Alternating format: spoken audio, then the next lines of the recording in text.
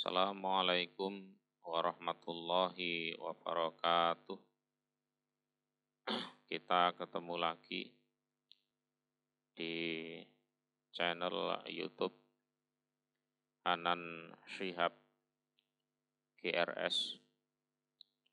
Ini video yang kedua tentang Murji'ah. Ya, tentang Murji'ah. Yang mana ini adalah rangkaian penjelasan dari video sebelumnya yang kita ambil dari Sunan Abi Dawud, dan sekarang kita ambil dari kitab hadis Sahih Bukhari, ya, Sahih Bukhari. Kita jelaskan ulang bahwa Rasulullah pernah bersabda bahwa majusinya umat beliau adalah Murji'ah dan Qadariyah. Jadi majusi itu kalau di era jahiliyah mereka adalah penyembah api. Betul-betul orang musyrik tulen, ya. Orang musyrik tulen, penyembah api. Dan kali ini kita akan sedikit membahas sebuah hadis yang diriwayatkan oleh Mu'ad bin Jabal yang suka disalahpahami oleh sebagian orang, sehingga dalam beragama, berakidah itu sangat-sangat ngawur, ya, sangat-sangat ngawur. Oke, kita baca hadisnya. Hadasana Ishaq ibnu Ibrahim, qala hadasana Mu'ad ibnu Hisam, qala hadasani Abi an Qatadah qol. Hadasana Anas bin Malik, anan Nabiya, sesungguhnya Nabi Shallallahu Alaihi Wasallam, wa Mu'ad radifuhu ala rohli.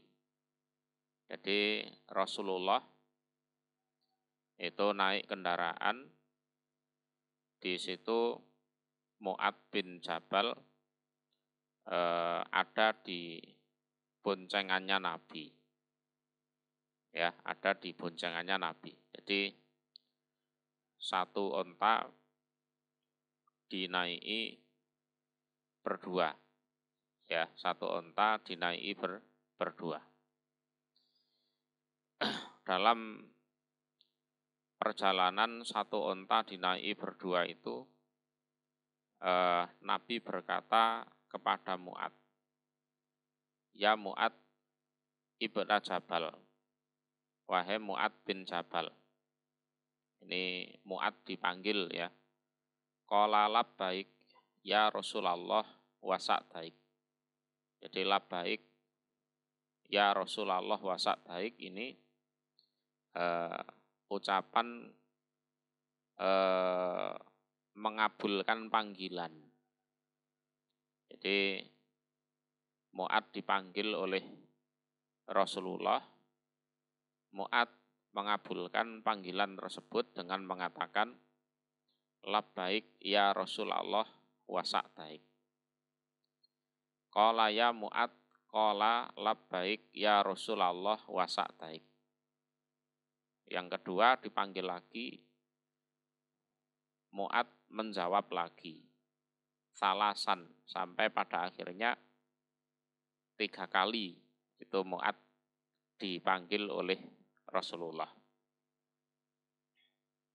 Kemudian Rasulullah bersabda, mamin ahadin yashadu alla ilaha illallah wa anna muhammadar rasulullah sidqan min qalbi illa harramallahu 'alan nar. Ya, harramallahu 'alan nar. Jadi tak seorang pun yang bersaksi bahwa tidak ada sesembahan selain Allah. Jadi Allah ilaha illallah itu artinya la ma'buda bihaqqin illallah. Jadi tidak ada sesembahan yang benar untuk disembah selain Allah. Ini disebut syahadat tauhid. Jadi syahadat tauhid. Jadi mengesahkan Allah, menyembah Allah. Wa anna Muhammadar Rasulullah. Dan dia bersaksi bahwa Nabi Muhammad adalah utusan Allah. Nah, ini adalah syahadat Rasul. Ya. Sidqon min qalbi. Nah, penyaksian itu sidqon min qalbi. Jadi benar, sungguh-sungguh, jujur dari dalam hatinya.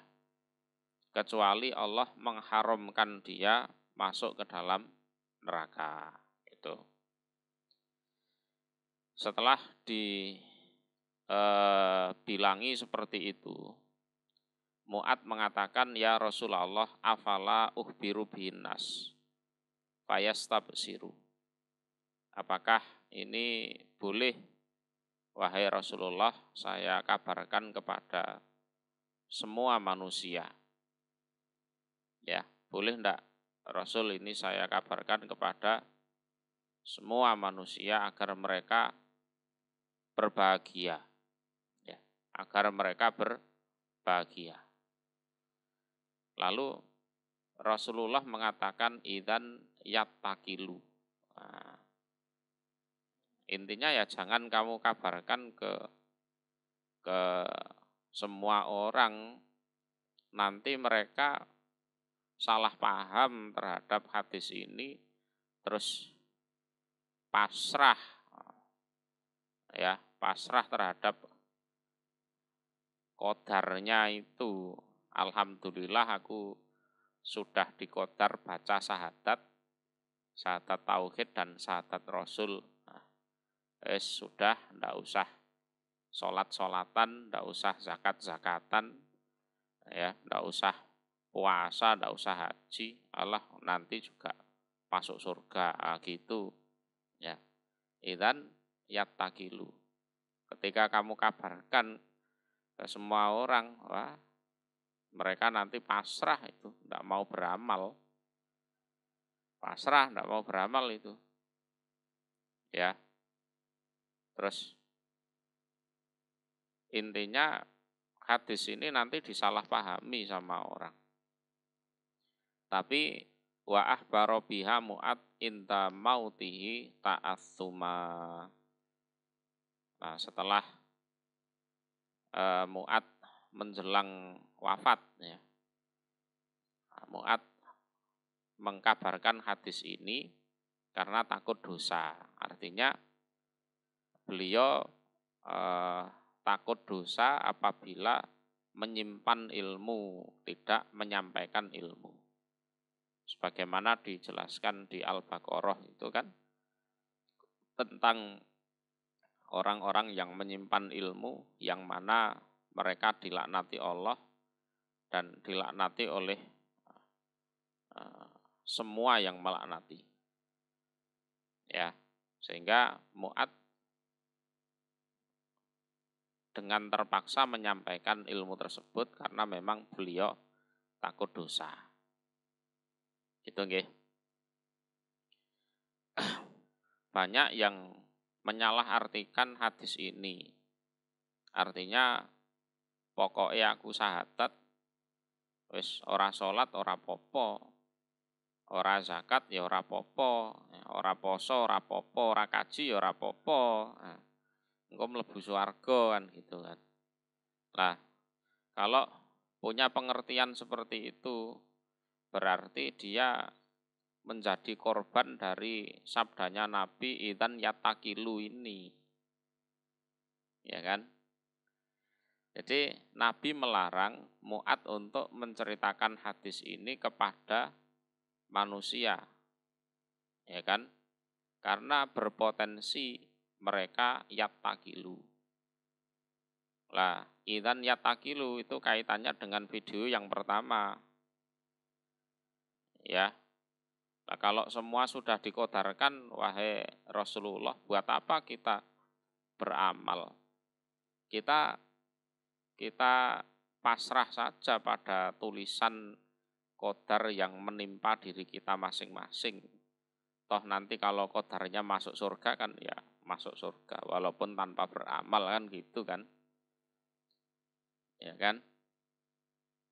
Lah, pengertian yang benar tentang hadis ini adalah pengertian dari Rasulullah sendiri yang pertama ya.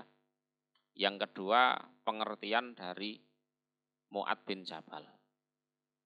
Ya. Akan saya jelaskan seperti ini. Nabi itu kalau diberi dua pilihan, pasti beliau memilih yang lebih mudah. Ya. Nabi itu kalau dikasih dua pilihan atau tiga pilihan atau berapa pilihan, pasti beliau akan memilih yang lebih mudah. Selama yang lebih mudah itu tidak berdosa, tidak mengandung unsur dosa. Kalau pilihan yang terlihat mudah itu ternyata dosa, maka beliau akan menjauhi itu sejauh-jauhnya. Gitu kan? Nah, sekarang kalau memang pengertian dari Nabi Muhammad itu adalah pokoknya syahadat, ora sholat, ora popo, ora zakat, ora popo, ya, ora poso, ora popo, ya. Lah tentunya Rasulullah sendiri itu setelah mengetahui aturan ini beliau sudah tidak sholat lagi, tidak perlu puasa lagi, tidak perlu zakat lagi, ya kan? Tapi kan ternyata enggak, ya. Setelah Rasulullah mengetahui aturan bahwa min yashhadu alla ilaha illallah wa anna muhammadar rasulullah sidqan min qalbihi illa haramallahu ala nar. Ya, itu nyatanya Rasulullah masih sholat, masih zakat, masih puasa gitu. Berarti pengertian hadis ini yang paling benar ya harus tetap menjalankan aturan-aturan agama yang lain. Itu. Lah di sisi lain ya, Rasulullah punya kewajiban menyampaikan risalah. Punya kewajiban menyampaikan risalah. Rasulullah tentunya sudah menakar kemampuan Mu'ad bin Jabal dalam memahami sabda-sabda beliau. Akhirnya secara pribadi, secara privat, Rasulullah menyampaikan ilmu beliau kepada Mu'ad bin Jabal. Ya kan? Ya kan? Berarti yang bisa memahami hadis ini secara benar setelah Rasulullah adalah Mu'ad bin Jabal. Lah kalau pengertiannya Mu'ad bin Jabal setelah syahadat ora perlu sholat, ora perlu apa-apa. Seperti itu misalkan lah ya, pengertiannya Mu'ad bin Jabal seperti itu. Lah tentunya setelah mendengar hadis dari Rasulullah ini, dia sudah tidak perlu ibadah lagi. Oh ngaku syahadat kok, ngapain ibadah lagi, gitu kan? Tapi nyatanya kan tidak seperti itu.